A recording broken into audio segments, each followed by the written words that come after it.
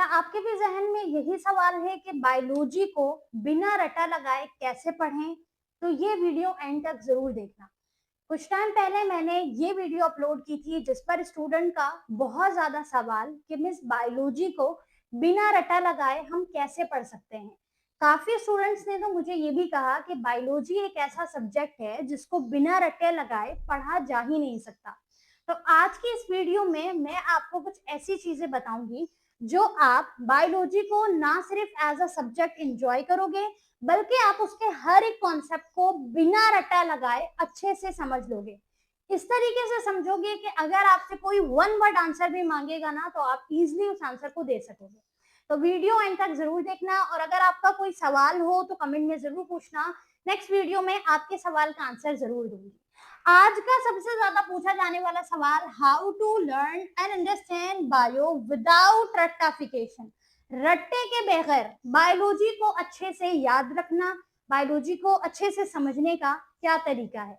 देखिए स्टूडेंट, सबसे पहले तो एक बात मैं आपको बता दूं, बायोलॉजी को रट्टा लगा के पढ़ने का जो रीजन बनता है वो क्यों बनता है, इसकी थ्योरी की वजह कर। क्योंकि केमिस्ट्री में आपको जो है ना वो न्यूमेरिकल्स देखने को मिलते हैं, फिजिक्स में आपको न्यूमेरिकल्स मिल जाते हैं, डेरिवेशंस मिल जाती हैं, तो आप उसको इजीली अपने मार्क्स को मैनेज कर देते हो उस अंडरस्टैंडिंग और कॉन्सेप्ट के साथ। लेकिन अगर हम बात करें बायो की, तो बायो एक ऐसा सब्जेक्ट है जिसमें आपको सिर्फ थ्योरी और सिर्फ आपको डायग्राम बेस्ड चीजें मिलती हैं। तो स्टूडेंट समझते हैं कि बायोलॉजी एक ऐसा सब्जेक्ट है जिसको सिर्फ रट्टा लगाकर ही समझा जा सकता है, पढ़ा जा सकता है। अब काफी स्टूडेंट्स ऐसे होंगे जिनको रट्टा लगाने से बहुत ज्यादा चिढ़ोगी, जैसे मैं, मुझे रट्टा लगाना बिल्कुल नहीं पसंद था। तो मैंने बायोलॉजी को किस तरीके से पढ़ा, किस तरीके से समझा, बिल्कुल रियल एग्जाम्पल के साथ आपके साथ में शेयर करूंगी। सही है। सबसे पहले अगर हम बात करें ना बायोलॉजी को बगैर रट्टे के पढ़ने के, तो वो है कॉन्सेप्ट। अब ये बात तो हमें समझ आती है कि अगर हमें रट्टाफिकेशन से बचना है तो कॉन्सेप्ट को समझना बहुत जरूरी है। अगर आपने अपनी अंडरस्टैंडिंग बेटर कर दी, कॉन्सेप्चुअल चीजों को लेके चले, तो आप रट्टे से बच जाओगे। पर सवाल ये उठता है कि कॉन्सेप्ट को सही तरीके से समझने का क्या ढंग है, यानी कॉन्सेप्ट को कैसे क्लियर करेंगे। अगर कोई स्टूडेंट अपने कॉन्सेप्ट को सही समझना चाहता है, अंडरस्टैंड करना चाहता है, कॉन्सेप्चुअल पढ़ना चाहता है, तो वो किस तरीके से पढ़े, सही तरीका क्या है, तो वो है विजुअलाइजेशन। चीजों को विजुअलाइज करना, विजुअलाइज द कॉन्सेप्ट। देखो स्टूडेंट, आपने देखा होगा कि बायोलॉजी में हर एक टॉपिक के बाद आपको साइड में एक डायग्राम जरूर दी जाती है। तो वो डायग्राम ही विजुअलाइज करने के लिए दी जाती है। जब आप चीजों को विजुअलाइज करते हो डायग्राम के थ्रू, फ्लैश कार्ड के थ्रू, की पॉइंट्स के थ्रू, तो आप अपने कॉन्सेप्ट को बिल्ड करते हो। और जब आप अपने कॉन्सेप्ट को बिल्ड करते हो, कॉन्सेप्ट को अंडरस्टैंड करते हो, तो फिर आप रटाफिकेशन से, रटने से बचते हो। तो रटने से बचने के लिए कॉन्सेप्ट पर काम करना जरूरी है। और सबसे पहला, अगर हम कॉन्सेप्ट को समझे तो कॉन्सेप्ट को विदाउट विजुअलाइजेशन नहीं समझा जा सकता। तो कॉन्सेप्ट क्लियर करने के लिए आपको विजुअलाइज करना पड़ेगा अपने टॉपिक को, अपने चैप्टर को। अगर जैसे मिसाल के तौर पे ये समझ लो कि जैसे आप पढ़ रहे हो सेल्यूलर स्ट्रक्चर, किसी भी ऑर्गेनिज्म का सेल्यूलर स्ट्रक्चर आप पढ़ रहे हो कि इसके सेल किस तरह बने हैं, सेल डिवीजन कैसे हुई है, फिर इसके अलावा इसके सेल में जो कोऑर्डिनेशन है वो कोऑर्डिनेशन किस तरीके से हुई है, तो उसको आप इजीली समझ सकते हो थ्रू डायग्राम्स। ठीक है, जब आप उसके डायग्राम्स को देखोगे, उसमें डायग्राम में इवन एक एक स्टेप होते हैं, उस डायग्राम के स्टेप्स को समझोगे, तो आपको विजुअलाइजेशन के थ्रू, डायग्राम को विजुअलाइज करने के थ्रू उसका कॉन्सेप्ट समझ आ जाएगा। सही है। बहुत से टॉपिक ऐसे होंगे जिसको आपको डायग्राम को समझने में ज्यादा प्रॉब्लम आ रही होगी, यानी थ्योरी से ज्यादा आपको डायग्राम मुश्किल लग रही होगी, लेबलिंग ज्यादा है या स्ट्रक्चर बहुत ज्यादा कॉम्प्लेक्स है, पेचीदा है। तो उसमें आप क्या कर सकते हो, उसमें आप की पॉइंट्स बना सकते हो, उसमें आप फ्लैश कार्ड बना सकते हो। सही है। तो फ्लैश कार्ड की हेल्प से विजुअलाइज कर सकते हो। सही। तो आपने अपने कॉन्सेप्ट को समझना ही, तभी आप रट्टे से बच सकोगे। तो जिस भी स्टूडेंट का ये सवाल है, ये प्रॉब्लम है, डाउट है कि रट्टे से किस तरह बचे, बायोलॉजी को हम अच्छे से पढ़ना चाहते हैं लेकिन रट्टा नहीं लगाना चाहते हैं, या रट्टे के अलावा अगर पढ़ सकते हैं तो वो क्या तरीका है, तो वो कॉन्सेप्ट है। और कॉन्सेप्ट को किस तरह समझा जाएगा, विजुअलाइजेशन के थ्रू। तो सबसे पहले आप विजुअलाइज करने की आदत डालो, विजुअलाइज करो टॉपिक को, उसको देखो डायग्राम के थ्रू, फ्लैश कार्ड के थ्रू, की पॉइंट्स के थ्रू, कीवर्ड्स के थ्रू, तभी आप कॉन्सेप्ट को समझ पाओगे। The second point is real life example से क्या मुराद है? देखो, बायोलॉजी में चूंकि थ्योरी बहुत ज्यादा होती है, बायोलॉजी में हम सेल्युलर लेवल, हम लिविंग ऑर्गेनाइजेशन देख रहे होते हैं, ठीक है, यानी complete system of living organism देखते हैं। बायोलॉजी इज द सब्जेक्ट जिसमें हम डिटेल में पढ़ते हैं लिविंग ऑर्गेनिज्म के बारे में, राइट?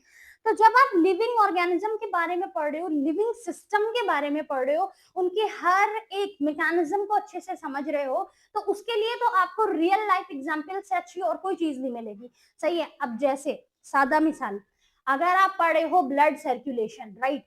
सो ब्लड सर्कुलेशन में आप किस तरह पढ़ते हो कि ब्लड किस तरीके से सर्कुलेट हो रहा है। ब्लड सर्कुलेशन का सबसे मेन ऑर्गन जो एसोसिएट है इस काम के लिए, वो क्या है? हार्ट। तो हार्ट की कंपोजिशन, हार्ट का स्ट्रक्चर, हार्ट का फंक्शन, हार्ट में कितने चैम्बर हैं, किस तरह वर्क कर रहे हैं। तो जब आप रियल एग्जाम्पल लोगे, सही है, उसके डिजीज से, उसके ट्रीटमेंट से, उसके कॉजेस से, इवन उसके सिम्टम से, जब रियल लाइफ में आप देखोगे चीजों को किस तरह हो रहे हैं, तो आपको उसको याद रखने में बहुत हेल्प मिलेगी। ना सिर्फ आप उसको लॉन्ग टर्म याद रखोगे, बल्कि जब आपसे कोई पूछेगा ना, तो आप उसको वन वर्ड एग्जाम्पल में आराम से समझा दोगे। जैसे अगर हम बात करें किडनी स्टोन की, आपने किडनी स्टोन पढ़ा बायो में, सो किडनी स्टोन को आप किस तरह, अब आप इसको थ्योरी की तरफ लेके जाओगे तो आपको डिटेल में पढ़ना पड़ेगा कि जब कैल्शियम ऑक्सिलेट बढ़ता है तो किडनी स्टोन बनती है, फिर ये होता है, वो होता है। इसको सादा रियल लाइफ एग्जाम्पल में लेके जाओ कि जैसे कि हमारी किडनी का जो स्ट्रक्चर है उसमें किस तरह कनाल है, किस तरह जो कॉन्वुलेटेड ट्यूबली है। अब ये जो ट्यूबली जब इनमें ब्लॉक आ जाएगा, ब्लॉकेज होगी, रास्ता बंद होगा, तो किडनी अपना सही से वर्क परफॉर्म नहीं करेगा। अब जो ब्लॉकेज आ रहा है, जो बंद हो रहा है रास्ता, वो किसी ना किसी चीज की रीजन की वजह से हो रहा है। सो जो रीजन है, जो चीज है, वही तो किडनी स्टोन है। तो अगर आप रियल लाइफ एग्जाम्पल में किसी भी टॉपिक को, किसी भी कॉन्सेप्ट को in biology real life example से जोड़ोगे, कनेक्ट करोगे, रिलेट करोगे, तो वो लॉन्ग टर्म याद रहेगी। वन वर्ड में आप उसको एक्सप्लेन कर दोगे। सबसे पहला काम, कॉन्सेप्ट को समझो। रट्टे से अगर बचना है, कॉन्सेप्ट को कैसे समझा जाएगा? विजुअलाइजेशन के थ्रू, यानी डायग्राम्स, फ्लैश कार्ड, कीवर्ड्स, की point, flow chart. Flow chart जब आप बनाओगे तो आपको हेल्प मिलेगी उसको विजुअलाइज करने में। सेकेंड चीज, रियल लाइफ एग्जाम्पल। कोई भी टॉपिक बायोलॉजी का पढ़ रहे हो तो आपने उसको रियल लाइफ से जोड़ना है। तीसरी जो हमारे पास कॉन्सेप्ट है, तीसरी जो पॉइंट है, understand the reason behind every question. सबसे इंपॉर्टेंट, स्टूडेंट क्या करते हैं बायोलॉजी में ना, थ्योरी वाली चीजें ज्यादा होती हैं, जैसे मैंने आपको पहले बताया। अब बायोलॉजी में जब सवाल जवाब की, यानी सवाल जवाब की, क्वेश्चन आंसर की जब स्टूडेंट प्रैक्टिस करते हैं, तैयारी करते हैं, तो वो क्या करते हैं? सिर्फ उसको याद करते हैं आंसर को। जैसे सवाल में पूछा गया, explain the process of thermoregulation, सही है, व्हाट इज थर्मोरेगुलेशन पूछा गया है। या मान लो सवाल में पूछा गया है होम्योस्टेसिस के बारे में, हाइपोथेसिस के बारे में। सवाल में जो है ना वो पूछा गया है किसी भी एक बॉडी, लिविंग बॉडी के फंक्शन के बारे में, हैबिटेट के बारे में, कुछ भी, तो स्टूडेंट उसके आंसर को याद करना शुरू करते हैं। आंसर को याद किया, खत्म नहीं। आपने जवाब, अच्छा, या तो स्टूडेंट याद करना शुरू करेंगे, रटना लगेंगे, या फिर वो क्या करेंगे? आंसर को समझेंगे, आंसर को जो है ना वो क्या करेंगे? कॉन्सेप्ट को क्लियर करेंगे। मैं जो एक चीज इस्तेमाल की है, मैंने शुरू से ट्रिक, वो हमेशा मेरे काम आई है बायोलॉजी को पढ़ते हुए, वो है आंसर को समझने से पहले ना सवाल को समझ लो। यानी जब आप कोई भी क्वेश्चंस पढ़ो ना, कोई भी सवाल पढ़ो, किसी भी बॉडी फंक्शन से रिलेटेड, टॉपिक से रिलेटेड, किसी भी लिविंग ऑर्गेनिज्म के इवन हैबिटेट से रिलेटेड, जब भी आप कोई भी सवाल पढ़ो ना, स्टूडेंट क्वेश्चन को समझो। तो understand the reason behind every question, कि अगर ये सवाल है ना, तो ये सवाल के पीछे का रीजन क्या है। जैसे मैंने अभी आपको सादा एग्जांपल दी ना किडनी स्टोन की, सही है, तो हमने डायरेक्ट उसको किडनी के फंक्शन को पकड़ा कि भाई किडनी अपने ट्यूबली से फंक्शन अपना परफॉर्म कर रही है। अब उसी ट्यूबली के रास्ते में जो ब्लॉकेज आ रहा है उसी को किडनी स्टोन कह रहे हैं। तो इसी तरीके से अगर आपसे कोई सवाल पूछा गया है ना, फोटोसिंथेसिस पूछा गया है, तो आप उस सवाल को ही पहले समझो कि ये जो सवाल पूछा गया है इसके पीछे का रीजन क्या है। सही है, फोटोसिंथेसिस के बारे में पूछा गया, तो फोटोसिंथेसिस कोई ना कोई तो फंक्शन अपना कर रही होगी ना। फोटोसिंथेसिस में ऐसी क्या खास बात है जिसको यहाँ पे पूछा गया है, क्या चीज उसके हम बता सकते हैं, रिलेट कर सकते हैं। तो सबसे पहले सवाल का रीजन, सवाल को समझो, सवाल को सही से समझना ही उसका आधा जवाब है। तो सवाल को अच्छे से पहले समझा करें, understand the reason behind every question. Last and the most important biology अगर आप पढ़ रहे हो या कोई भी सब्जेक्ट पढ़ रहे हो, स्पेड रिवीजन। स्पेड रिवीजन से मुराद है कि आपने रिवीजन को ज्यादा तरजीह देनी है, और साथ ही साथ जो रिवीजन आपने करनी है वो इंटरवल्स में करनी है। यानी कि ब्रेक ले लेके अपने जो है ना रिविजन्स को आपने करना है। जैसे आपने आज जो टॉपिक पढ़ा है वो कल के टॉपिक के साथ एक बार रिवाइज करोगे, ठीक है। फिर इन दो टॉपिक को मिला के आप नेक्स्ट वीक में जब बायो पढ़ोगे, जब कोई टॉपिक पढ़ोगे, तो उसके साथ अपने इस दो टॉपिक को आप रिवाइज करोगे। तो इंटरवेल्स टाइम बना बना के, स्लॉट बना बना के, प्रोमोडोरो टेक्निक का इस्तेमाल करके रिविजन्स करो, तभी रट्टे से बच पाओगे। सो ये सवाल बहुत ज्यादा पूछा गया था मुझसे कि मिस हम बायोलॉजी को बिना रट्टा लगाए कैसे पढ़ें। तो बायोलॉजी को अगर आप बिना रट्टे लगाए पढ़ना चाहते हो तो इन 4 चीजों को जरूर फॉलो करना।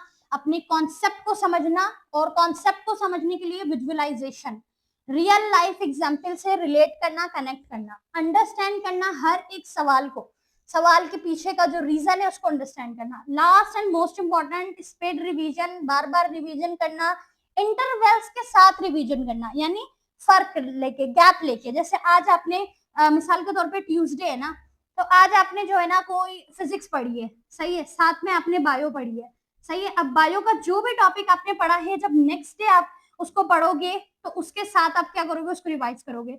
फिर नेक्स्ट डे कोई और सब्जेक्ट पढ़ा, उसके बाद बायो पढ़ी है, तो फिर बायो का वही टॉपिक आप रिवाइज करोगे। तो इंटरवेल्स के साथ जब बायोलॉजी आप रिवाइज करोगे, कॉन्सेप्ट को दोबारा रिवाइज करोगे, विजुअलाइज करोगे, तो आपको रट्टा लगाने की जरूरत इंशाल्लाह नहीं पेश आएगी, सही है। तो ये चीजें आप जरूर फॉलो करें इंशाल्लाह, मुझे उम्मीद है इससे आपको काफी हेल्प मिलेगी। अगर आपके जहन में कोई सवाल है बायोलॉजी से रिलेटेड या अपनी स्टडी प्रिपरेशन से रिलेटेड, तो कमेंट में जरूर पूछिएगा, नेक्स्ट आंसर आपका होगा।